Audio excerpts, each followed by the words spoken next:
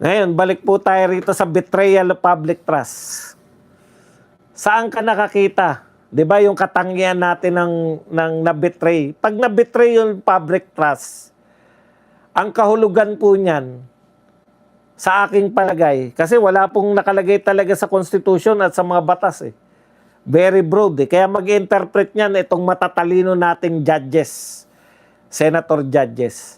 Ang definition po natin ng betrayal of public trust bilang si Badong, yung publiko, public trust. Kasi ayaw nilang tanggapin yung mataas yung rating ni BP Sara eh. Mataas yung trust rating ni BP Sara. Hindi ba yan ang pinaka? O sabi nila, hindi raw. Namimiloso po, di ba? Si Kiko Pangilinan at iba pa. Sabi ng mga kontra dyan, hindi raw ibig sabihin na mataas yung trust rating mo ay hindi ka na lumalabag sa public trust o hindi mo na binebetray yung public trust. So kung hindi pala yung mataas na rating,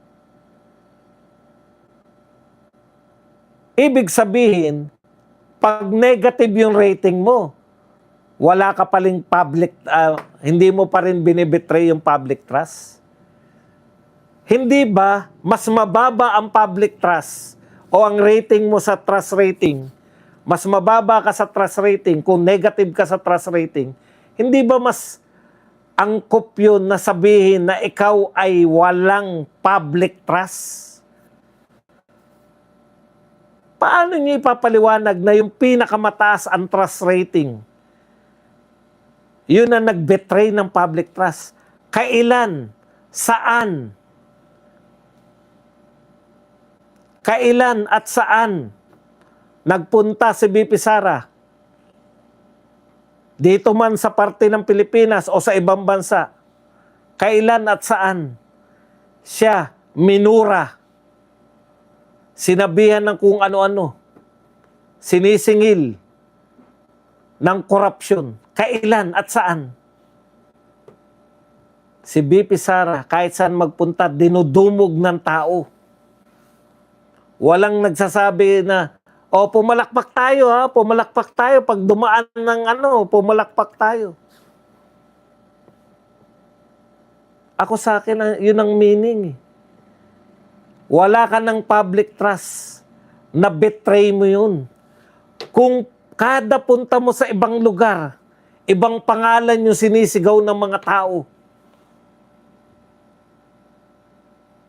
Kung sa ibang bansa, alimbawa sa Canada, mas marami yung Pilipino sa labas ng venue kaysa dun sa loob. At ang sinisigaw nun nasa labas, Duterte. Sino ang may public trust? Sino ang nag-betray ng public trust? Yung pag dumadaan, minumura ka? Yun ang may public trust? O yung pinagkakaguluhan ng mga tao kahit saan mapunta? Hindi nyo na kailangan, hindi nyo mabobola mga tao. Mismo yung mga tao nagsasabi na mahal namin si BP Sara. Paano nyo ipapaliwanag na yung taong mahal na mahal, kahit saan siya magpunta, dinudumog, yun ang nag-betray ng public trust?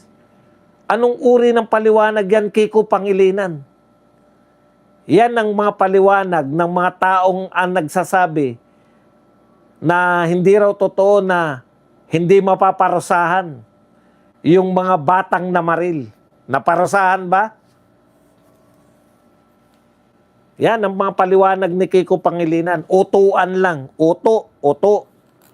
Hanggang mauuto kayo. At sasabihin lang na, wow, dagat, okay na tayo. Hindi tayo okay. Never tayong maging okay sa ganyang paliwanag na kung yung hindi mahal ng tao, sabi nila hindi raw popular.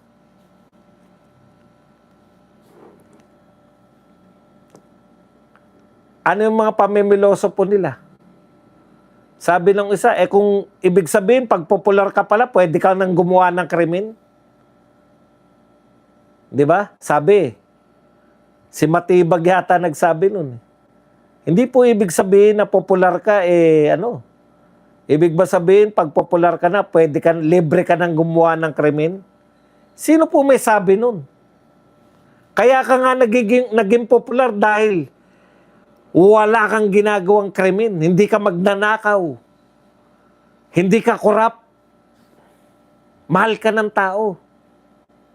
Nilalabanan mo yung korap, nilalabanan mo yung magnanakaw. Paano ka mamahalin kung gumagawa ka ng corruption?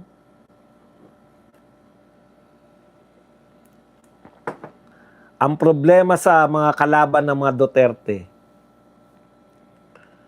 ang pakiramdam nila, kaya-kaya pa nilang utuin ng mga Pilipino.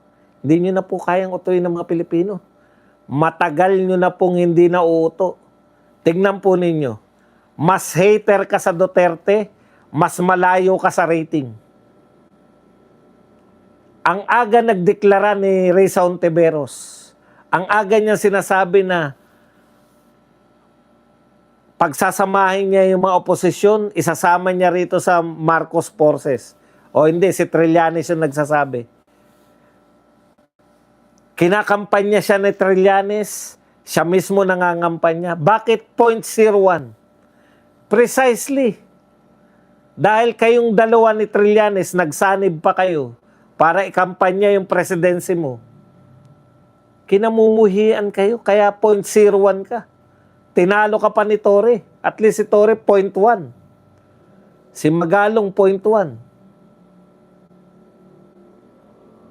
Ikaw 0.01. Ang tagal mo na nanliligaw ng mga Pilipino. Ang tagal mo ng epal. Risa Hontiveros, yan po ang nahita. JB Harris ito, laglag. Sa survey ng senatorial ball.